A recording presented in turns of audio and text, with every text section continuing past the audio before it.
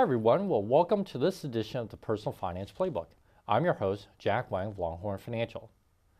It's one of the biggest financial decisions we have to make as consumers. The upheaval, the packing, the moving. What am I talking about? Buying and selling real estate, of course. And when doing so, when there are major life changes such as getting divorced, just adds to the stress. My guest today specializes in helping people who are either divorced or getting divorced navigate the stressful process of buying or selling their home. In addition to real estate, she also co-founded the Divorce Resource Alliance, which is a group of professionals who help those who are divorced or getting divorced with all aspects of their life. It's great to have you on the show, Heather. Thanks so much for coming. Thanks for having me. Let's get right into it. So, Heather, there are a lot of real estate agents out there. I'm sure that all of our viewers know somebody who's a real estate agent, but you have a particular niche. So tell our viewers how you got started with working with, specifically with divorced clients. Now, and I shouldn't say specifically, I know you work with regular clients, Absolutely. But you also have this niche now of working with divorced clients. Tell us about that. Well, it was never my intention to kind of specialize in divorce until I just started doing it several times. And then it came to me that it's really a need for someone to really understand the process. And so basically I was encouraged by other divorce attorneys to kind of get more involved, understand it a little bit better, and be able to coach people through. So that's kind of how I started with that niche of divorce. Okay, so that makes sense. So because divorce, I talked about how the whole process of having to buy and sell, the paperwork, getting a mortgage, moving, I know it's stress enough, but share with our viewers some of the extra aspects that divorce clients have to think about. I know later on we'll get into certain tips that you'll share, but just some things that now that you have to be more aware of because you have this extra layer of complication. Absolutely, and the first thing is slow down.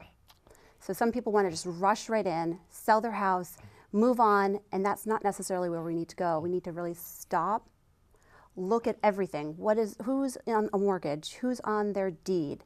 Let's look at the divorce paperwork. Have they even started it? So sometimes they come to me, they say, I want to sell my house now. But they haven't even started, they haven't even met with an attorney yet.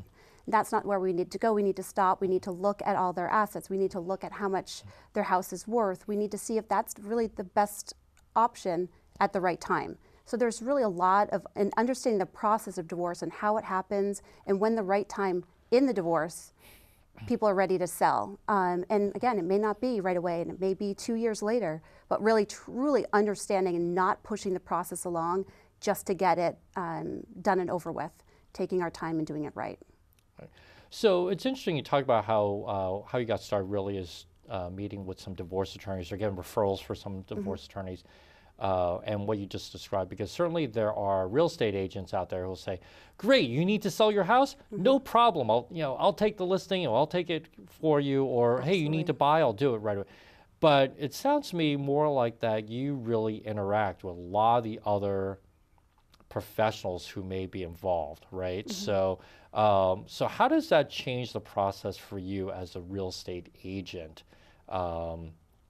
In terms of versus a normal, typical real estate transaction? Well, because I'm so involved in these real estate transactions through divorce, what I've kind of over the course of the last couple of years realized that we need to bring in more people, that we really need to make the right decisions possible. So it's not just running in, selling the house, but okay, wait, let's talk to our CPAs. Let's see what they have to say. How are they going to guide us? What does our financial advisors have to say? What's a divorce attorney say? What is our any other legal counsel you may have? What are they all saying that you should be doing or how you should be going about it? And if they don't have those teams of people set up, we can find those teams so that they are making the best decisions and they're making it at the right time. So being able to connect people that can guide them as opposed to going this completely blind, not knowing what you're doing, because divorce is not something that people are great at. They don't know what they're doing. They've never done it before, typically, obviously. So having somebody kind of guide them in the right direction of, you know what, let's take a step back. Let's talk to our accountants. Let's see what's going on with them. Let's see what they would recommend and when they recommend that we do that. Okay, that makes sense. And especially when you think about the statistic that 50% of all marriages end in divorce. Absolutely. I mean, and I certainly know people, I think you know people as well, who have gone through this many times. Mm-hmm. I don't think it ever gets really easier in some ways, and it's always, it can be, I should say, full of emotion, full of stress. So in the opening remarks, I mentioned that you're the co-founder of something called the Divorce Resource Alliance. So share with our viewers a little bit about what that is. Absolutely. So this is a group of professionals. So a lot of groups are out there, support groups for people that are actually going through the divorce. But this is more of a group of connecting professionals. So people that work directly with people that are going through a divorce. Obviously divorce attorneys, we've got financial advisors, we have real estate agents, we have accountants, we have the wellness sphere. We have all these different professionals that really work with and specifically work with, meaning that their specialty is in divorce. And we offer support to each other so that when we have clients that are going through a divorce, we can basically solve most of their problems by connecting them with other people that, again, specialize in divorce as well. So that it's just creating, again, that team effort of no one's alone through the divorce process. If you know the right people, it's going to be so much easier for the person going through the divorce and for the professional that's trying to help them get through the divorce as well. And that makes total sense. So how long has this group been in existence? We've been in existence for about 1.5 years now. So we started just a small group of people just doing some brainstorming of what and how we can help people going through divorce in general. So we did some brainstorm sessions with them and then found that really what we need to do is support the professionals and how to connect them to people that they don't even know exist out there but can help their clients. And so we started off with little things, and now we're about a group of about 50 of us that connect with each other about once a quarter. And again, just kind of share our little secrets of how we can help each other. Okay. And you had mentioned things like divorce attorneys, obviously, real estate folks like yourself, financial advisors. What are some of the other professions that exist in the group? Therapists are a big one. So because there's family therapists, there are child therapists, there are life coaches, there are business coaches, there are the wellness is quite extensive. There are fitness trainers that kind of help you get through it. There's actually even an interior designer that will come into the house, kind of remove some pictures that might be a little bit,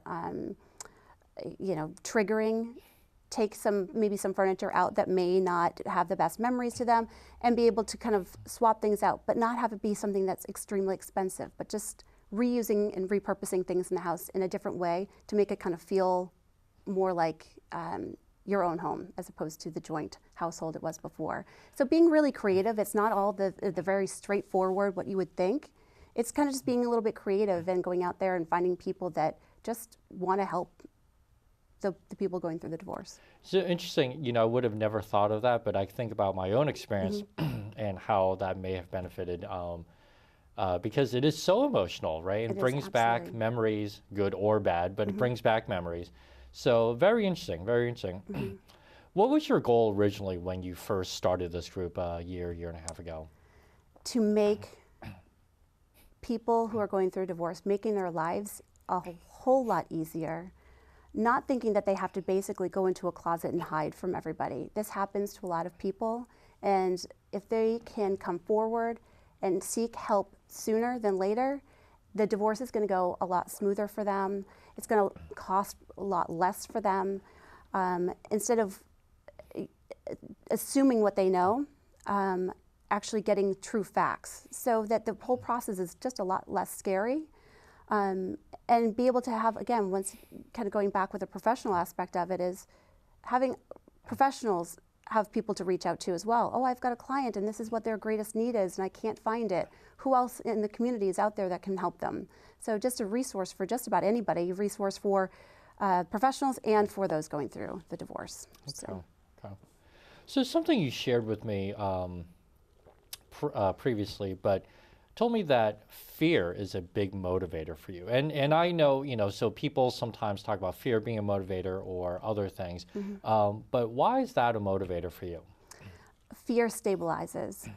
And when you are going through a divorce, there are so many aspects of your life that you that you fear. So instead of necessarily going ahead and getting the divorce, just facing it and getting it done, you kind of just stay and you stabilize. You don't make any movement forward. So if you fear, which the most basic topics are going to be, you're going to fear your finances, number one. First and foremost, anybody going through a divorce, that's typically their number one answer. I fear what my life is going to look like financially afterwards. It can be loneliness that people are fearing, the fear of how their kids are going to feel and how their kids are going to react.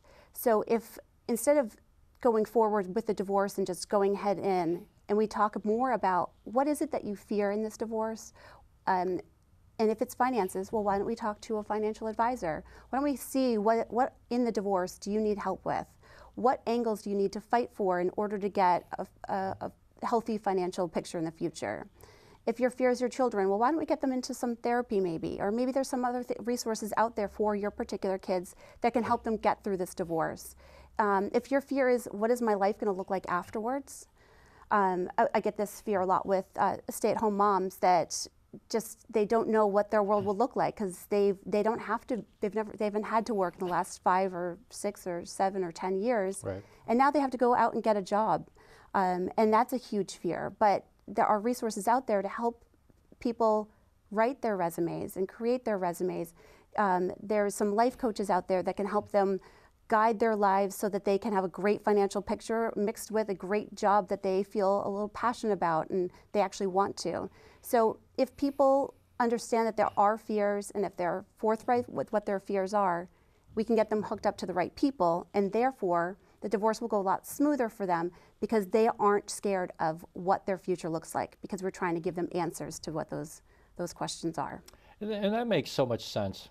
And I think about my own situation where I had a lot of those myself. Sure. But, I do hear stories of, it's not uncommon for people to say, well, I'm used to having this big house, the big yard, the kids, the dogs. Absolutely. Whatever. And now, what is my life going to look like? Am I going to have to move into a small apartment, right? Either spouse. You hear a lot of stories about adults maybe having to move back in with their parents temporarily, and that creates a different dynamic. And all these stories around, what is this going to work? Or how's this going to work? And certainly the impact on the kids. I mean, so many people, I'm sure you hear their stories. I stayed in it for the kids until the kids were out of the house or whatever, and then finally got the divorce. But, but for all those years, we suffered through, right? Absolutely, and sometimes they lose their identity. So instead of just getting the divorce because they're unhappy, they live unhappy for years and years, and then they end up losing it. What do I want? What do I want? What have I been held back? And that's also really exciting, and focusing on the future of, now you get to think about what you want in your life. What have you not been able to do because you've been in a marriage where you haven't been overly happy? And there's so much exciting stuff. And maybe, yes, you have to move into a rental that isn't up to what your standard of living was before. But that's just a stepping stone for you to find amazing greatness, because now you're going to be getting a new job or keeping your job. You'll be able to have quality time with your children because there won't be the fighting. There's so many fun things to be able to look forward to, and focusing on that and really focusing on how great life is. And this is just temporary. This negative process that they have to go through is not going to be, it's not going to be like this forever. It's just short term. And there's so much to look forward to. So, so that's really kind of refreshing to hear, but also different than what someone might hear from, a typical real estate person. But in your experience working with divorced clients, do you often find that people would go from, if they had, let's say, a large home, that, okay, now they're shopping for a new home, that their expectations are that they still want that large home, but maybe they can't afford it or whatever. Do you see that commonly? Yes, we see that all the time. Or they feel that although they have to stay in the same town, which is also sometimes big pressure, because 2 incomes were creating that lifestyle, and now we're going down to 1. So there is a lot of pressure of having to keep or maintain that lifestyle. But then we just kind of sit back and we have conversations. There's lots of conversations that go into going in that real estate direction prior to even starting to look at houses, because we have to kind of recreate that framework, and we really have to think about what are the things we're going to have to change in our lives, and what are acceptable things to change and what aren't acceptable. For instance, usually pets. I'm not going to give up my dog. I'm not going to live somewhere where I have to give up my dog.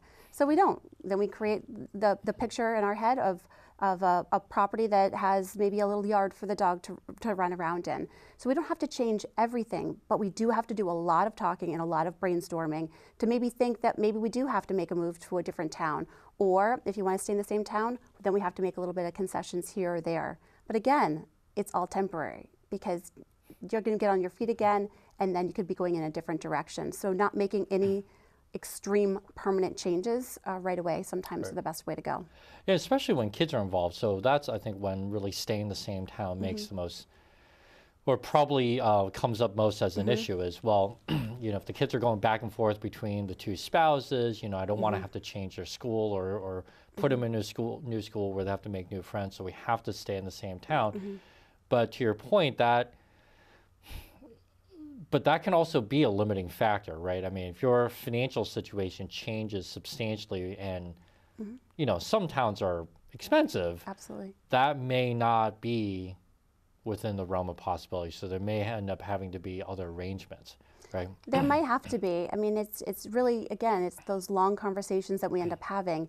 That's really another big difference of just our regular real estate and the divorce real estate, is that we really have to take a lot more time. There's a lot more, you know, coffee conversations. So we sit down and we really have to do a lot more brainstorming, because initially there's no concessions. No one wants to make concessions. Why should I have to make concessions? I want to, you know, they might be a bit on the resentful side at that point in time. And so then we have to have another coffee talk, maybe in another week.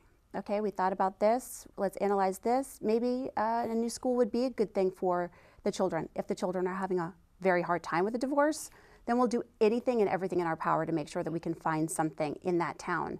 And maybe, again, it's not purchasing. It could be renting.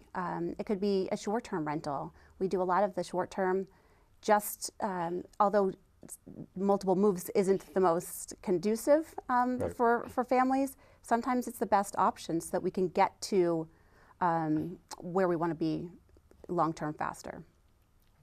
Okay. So when it comes to real estate and those who are either divorcing or have been divorced, what's your best advice for those people, with regards to real estate? Is slow down to make the right decisions. What we've had a lot of instances are a husband and wife are sitting at the table of their four-way with their attorneys, trying to come up with the best plan possible. And when they talk about real estate, they pull out sometimes an appraisal, or they'll pull out a Zillow number, and they'll base their entire divorce agreement and finances on the value of their house. There was an instance about a year ago when I sat down with a family, and they submitted an appraisal to me, and the appraisal was for $973,000. And that's, you know, that seemed to be somewhat reasonable. Well, in doing a market analysis, found that the house was around $800,000. And that's a pretty big hit, especially if this is a matter of 3 months. It's not a matter of years. It's a huge difference in price. So when we put the house in the market, we kind of tested the market about $825 just to see if we could just maybe get a little bit more. But it sold right at market value, which was $800,000.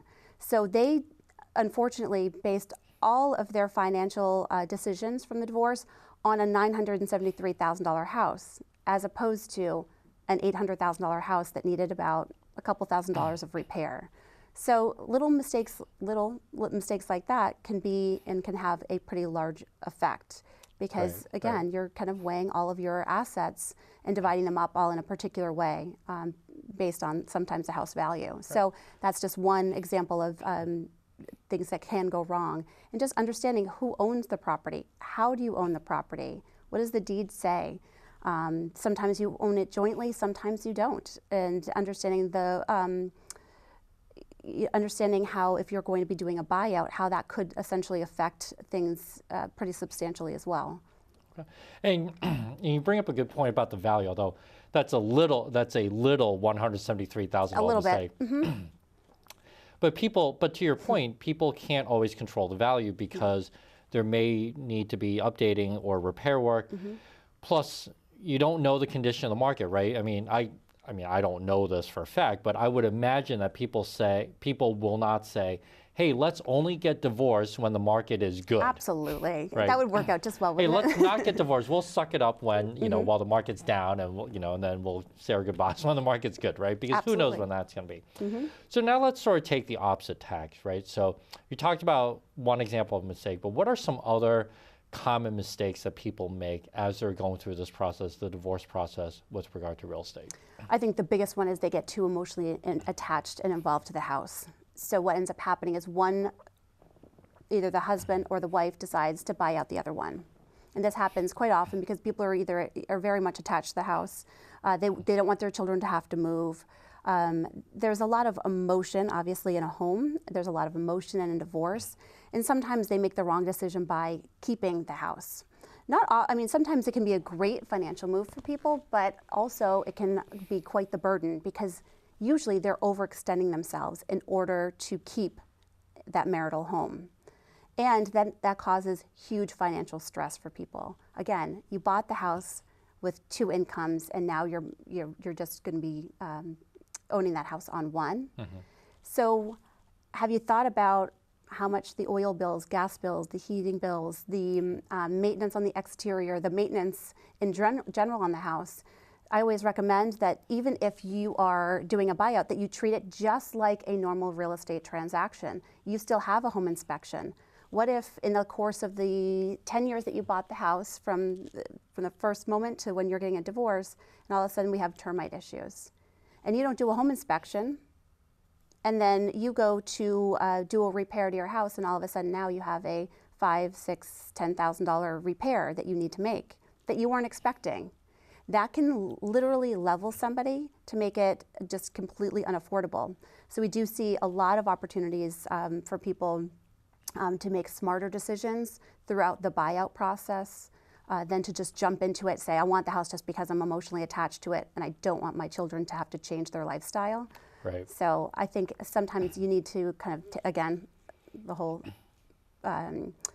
theory of just slowing down, taking your time, doing it right, treating it just like a regular transaction and doing everything that you need to do up front. Doing a title search. What if something on the title was messed up and you didn't know it? You will never know that until you sell the house. So there's a lot of little things that you need to go into prior to doing a buyout. But then the bad thing is that about 3 years after you do the buyout of the spouse, we typically see that there is a big financial stress, and it's not beneficial for the children to go through an extremely stressful situation like going into foreclosure. Yeah, I can envision that where if one spouse keeps the home, but now there's only one income, or one income plus child support, or one income plus some level of alimony, may not be enough to sustain the home with the same heating bill and electricity bill and all that stuff. So makes a lot of sense to me. I know you and I were talking offset about things like common misses, like if there needs to be updating, who pays for that, right? Who pays for that to repair the termite damage? But you don't often see those in a divorce agreement, right? But that really should, things like that, among others, should be there. Absolutely. Well, I think the divorce agreements, usually what they say is the house will be sold by X date. And that's pretty much where it lays. Or they have an opportunity to buy out for a certain length of time. But what I would love to see in divorce agreements is a little bit more detail. Understanding, who is going to pay for those repairs? What about a Title V? If you need to get a Title V, which is obviously making sure that your septic system is in good working order, that Title V may cost about $1,000. But who's paying for that $1,000? Because that has to be typically paid prior to closing. So who's going to be paying, like you said, for those repairs? So if you have that pre-home inspection before you sell the house, who's going to fix these little things that we need to get done prior to listing the house? Another great topic is really what's going to happen with a spouse who's not making as much money. If you're not fully divorced yet and you don't have that agreement in place, Where's the money coming from for that? Let's just say a stay-at-home mom. If she doesn't have any money, where is she going to go once the house sells? So another thing is really understanding the finances. Can the stay-at-home mom or even the stay-at-home dad get some sort of first, last, and security and moving costs written into the agreement so that when we get to a point of selling the house, she or he are so confident in where they'll be able to go to next because they have that money set aside. So there's all these little things that come along. Also, who's going to clean out the house?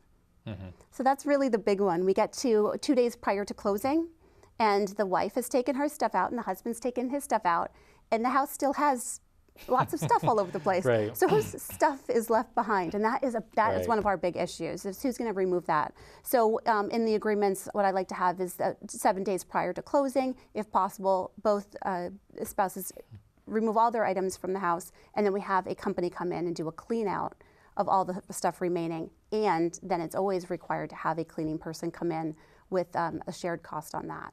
So if we can go through all of the fears that my clients will have throughout the selling process and setting them up for a good future of where they're going to be moving to next, that will be such a great agreement. I've had instances where we've actually had to go in for emergency sessions in front of the court in order to get approval to do certain things, which costs my clients so much money that's completely unnecessary if one sentence was added to their divorce agreement. Sure, sure. And that makes a lot of sense. And that really, and I can see where the group, the Divorce Alliance, also makes a lot of sense because, again, I can't speak as an expert, but I would imagine that not a lot of attorneys would think about this kind of stuff as well, right? Absolutely. And that's kind of why, even being able to help them through that process and sitting down, if it's a 4-way meeting, I can sit there and help guide them through writing that real estate section of their divorce so that it really is just very, very clear, straightforward, and just as easy as possible. Excellent. So about 30 seconds left. One final question for you, Heather. I know you've talked about slowing down, really kind of taking your time through this. One other tip, final tip for people who are going through this process with regard to real estate. Before you do anything, make note of what you want your future to look like. Always know where you're headed, because it's so much of living in the negative current situation or maybe a negative past. Always know where you're going, have a clear picture and idea of something that's going to be able to motivate you through that process. And whether that is real estate or anything else, as long as you know where you're going and you have your goals set aside, you will be all set. Great final tip. Well, I want to say thank you to my special guest today, Heather Murphy, realtor with Keller Williams Realty and the co-founder of the Divorce Resource Alliance, sharing some great tips for those who, unfortunately or unfortunately, depending on your perspective, have to go through the divorce process and deal with real estate issues. As she outlined, there can be substantial dollars involved and make a significant financial difference in the livelihood of the parties getting divorced. Again, special thanks to my guest, and stay tuned next time when we take another topic out of the Personal Finance Playbook.